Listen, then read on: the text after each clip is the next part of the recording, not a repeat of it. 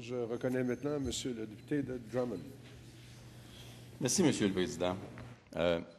Mon intervention va s'adresser, ni en utile que peu, aux gens, aux citoyens qui peuvent nous écouter.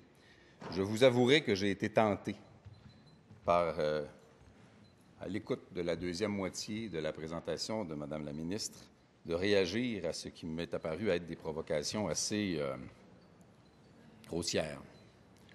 Je ne le ferai pas sur le même ton parce que je souhaite, un, que les gens se disent qu'ils ont droit à mieux, et deux, qu'on puisse parler un peu du fond d'une question.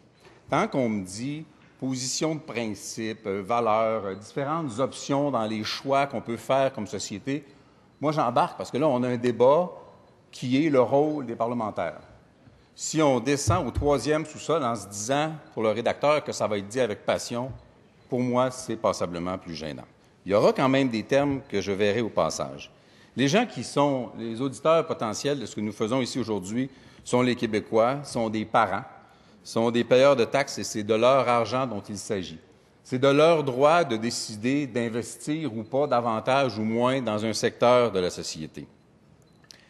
Les jeunes, les étudiants, comme la plupart d'entre nous l'ont probablement fait, vont descendre nombreux dans les rues demain et un certain nombre de moins jeunes, dont je serai, vont aller participer à cette manifestation.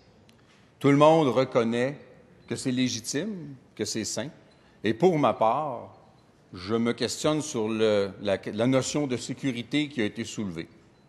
La Fédération étudiante, l'ensemble des associations étudiantes du Québec ont des habitudes de manifestation on ne peut plus correctes, et je suis convaincu que leur manifestation sera correcte. Et de jeter un doute sur ça me semble d'emblée inélégant.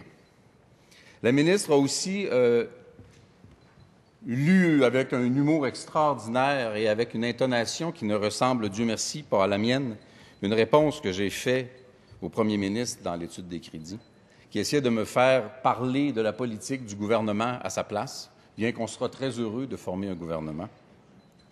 Et ce que je disais essentiellement, c'est qu'il est possible qu'il y ait des hausses, mais d'abord et avant tout, nous aurons le respect pour les étudiants de les convoquer effectivement dans un sommet. Et je suppose que les étudiants vont avoir compris le message dans le propos de la ministre. Elle s'est moquée avec enthousiasme de notre idée d'un sommet, ce qui en dit long sur la valeur réelle de celui qu'elle-même avait organisé à la fin de l'année dernière, qui était, en effet, à bien des égards, un simulacre. L'accessibilité à l'étude postsecondaire va être l'objet de spéculation. Si on augmente de temps ou temps, ça va faire fuir un certain nombre d'étudiants et on va faire de la futurologie là-dessus. Il y a un ensemble d'études qui se sont prononcées et elles disent toutes, non seulement qu'il y a moins de gens qui vont fréquenter l'université, mais elles soulèvent la question de qui va fréquenter l'université, qui va y avoir accès.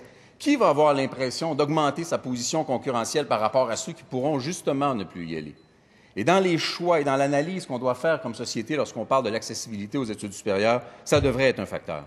Il y a des enjeux sociaux, il y a des enjeux d'égalité, il y a des enjeux d'égalité des chances dans l'accessibilité et on a le devoir, je pense, je soumets aux parents, on a le devoir d'être sensible à ça.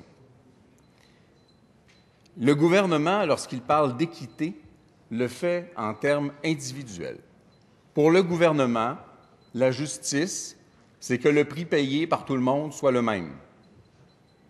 Pour nous, la justice, c'est que le prix payé par chacun à terme maximise les chances de l'ensemble de la société de s'en porter mieux.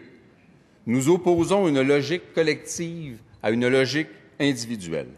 Nous avons cela en héritage de la Révolution tranquille, qui, je le rappelle, nous a fait démarrer dans une position de petits salariés, sous-scolarisés, techniquement serviteurs d'une économie qui ne nous appartient pas.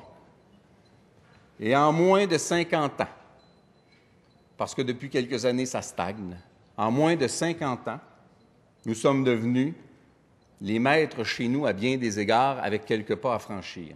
Et ça s'est fait essentiellement parce que nous nous en sommes donné les moyens, et les moyens passaient d'abord et avant tout par les connaissances et les compétences que nous avons développées et que nous avons fait partager à chaque génération qui suivait sa précédente.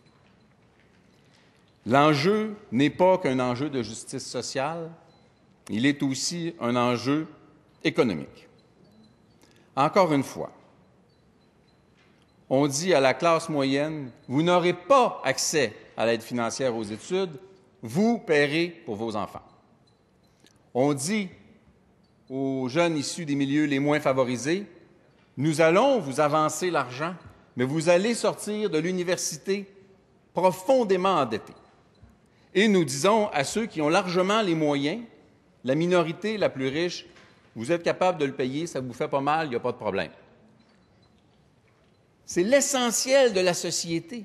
C'est la très vaste majorité de notre société qui va subir le coût de ce qui apparaît, lorsqu'on l'analyse, un mauvais choix, une mauvaise décision. Et nous devons nous demander, pas simplement comme payeur de taxes isolés chez lui, pas d'enfants, si c'est une bonne décision pour mon portefeuille, mais nous devons nous le demander comme société. Et nous devons nous le demander comme futurs prestataires d'une quelconque forme d'aide gouvernementale lors de la retraite. Nous allons vouloir que les jeunes soient en mesure de contribuer. Et à ça, l'approche économique semble, fort simple. De quoi est-ce que le Québec a besoin? Le Québec a besoin de davantage de jeunes, avec davantage de formation, pour avoir un revenu plus élevé et, en conséquence, et sans devoir les augmenter, payer davantage d'impôts. C'est l'élargissement et l'approfondissement de l'assiette fiscale dont le Québec aura besoin pour préserver les services des gens qui arrivent au moment où ils vont en être bénéficiaires. C'est une très mauvaise idée pour les gens qui approchent de la retraite que de dire « acceptons que soit restreinte l'accessibilité aux études postsecondaires » parce que nous réduisons à ce moment-là le nombre et la capacité des gens qui en seront responsables à effectivement financer les services. Et à contrario, on a l'impression d'entendre, mais Dieu merci, ce n'est pas le cas parce que les aînés ont été très sensibles aux arguments des étudiants. On a l'impression d'entendre une certaine partie d'une certaine génération qui dit « Nous avons eu accès à un ensemble de services payés par l'État.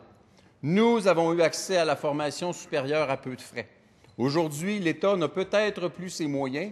Alors non seulement vous, les étudiants d'aujourd'hui, vous allez payer vous autres-mêmes vos études au complet ou davantage, beaucoup plus en tout cas, mais vous allez quand même devoir payer nos pensions. » Il y a une espèce de refus de partage de ce qui a donné non seulement la prospérité de l'ensemble du Québec, mais la prospérité de ces gens-là. Et je suis convaincu que présenter de façon adéquate et complète ce raisonnement-là ne passera pas auprès de la population québécoise. Si on arrête de tenir le discours réducteur de moins d'État, c'est mieux, moins de soutien, c'est mieux, moins d'investissement, parce que c'est d'un investissement de l'État québécois dont il s'agit, et un investissement qui donne le plus intéressant des rendements pour l'État québécois. On pourra parler de tous les plans Nord du monde, mais la plus grande ressource du Québec, c'est les cerveaux des jeunes. Et on dit, vous autres, vous allez payer plus cher. Pendant ce temps-là, plutôt que de prendre l'argent des ressources naturelles et de soutenir votre éducation, on va laisser l'argent des ressources naturelles s'en aller à l'extérieur. Et on n'aura pas besoin de vous donner la formation pour être les ingénieurs qui assureront la transformation des ressources naturelles qui auront été sorties d'un Québec éventré, parce que les transformations vont se faire à l'extérieur du Québec. Il y a une absence de vision, une absence de sens de la responsabilité dans cette approche qui, de façon générale, doit faire en sorte que les Québécois se posent des questions par rapport à ce que sont les orientations réelles. Je dis très rapidement que le principe du bénéficiaire-payeur qui est soulevé dans d'autres secteurs peut effectivement s'appliquer ici. Appliquer de façon primaire, ça veut dire l'étudiant qui va à l'école ramasse le bill. Mais appliquer de façon plus profonde, c'est qui sont les bénéficiaires de la formation supérieure au Québec. Et moi, j'en identifie 3. Le jeune, c'est clair, et il est disposé, les associations étudiantes sont disposées à participer à un sommet. Le gouvernement, qui perçoit les recettes fiscales de tous ces diplômés, est manifestement un bénéficiaire. Et il y a les employeurs, dont le gouvernement fait évidemment partie, Il y a les employeurs qui sont des bénéficiaires. Tout ce monde-là doit avoir le sens de la responsabilité de s'asseoir à une table et de dire comment on fait pour de vrai, pas de façon doctrinaire, comment on fait pour de vrai pour avoir une solution et une vision ensemble et à long terme pour le financement des études supérieures au Québec. Et c'est l'essence même de la proposition, quoi qu'on en ait dit pour la dénigrer, quel que soit le sous-sol auquel on soit descendu pour dénigrer les propos des gens, c'est l'essence même de la proposition qui est dans le programme du Parti québécois. C'est avant d'imposer une décision, nous allons consulter les gens que ça concerne de façon responsable. Et ça, moi, j'en aurais assurément pas honte. Et je mentionne en passant que les deux principales associations étudiantes au Québec ont endossé la journée même de son adoption cette position-là du Parti québécois.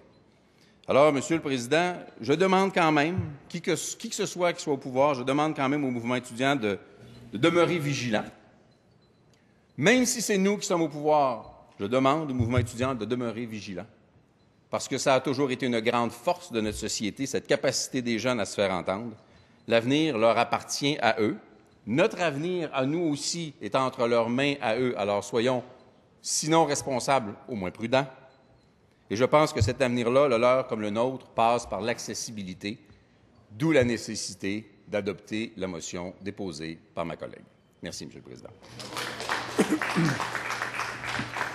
Merci à vous, Monsieur le député de Drummond.